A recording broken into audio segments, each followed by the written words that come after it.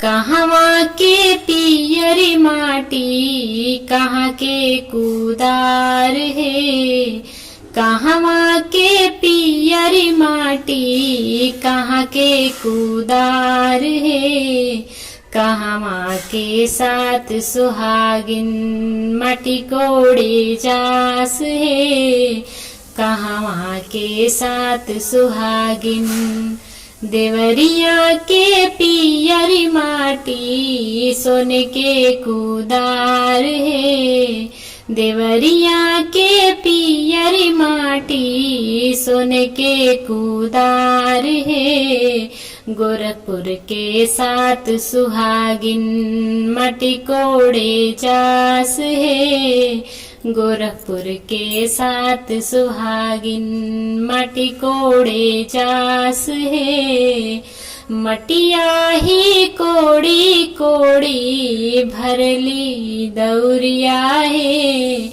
मटिया ही कोड़ी कोड़ी भरली दौरिया है। से माटी चूल्हा सींझे कोहरत के भात है। से माटी चूल्हा सींझे कोहरत के भात है। माटी के कोड़वनी भाभी का दे बुदनवा है। माटी के कोड़वनी भाभी का दे बुदनवा है। दनवा त हउए भाभी नेग जुग व्यवहार है। दनवा त हउए भाभी नेग जुग व्यवहार है। तुहरा के देबो ननदो डाली भारी सोनवा है। तुहरा के देबो ननदो डाली भारी सोनवा है।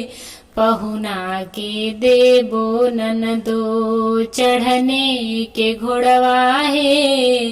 पहुना के देबो ननदो चढ़ने के घोड़वा है। Thank you.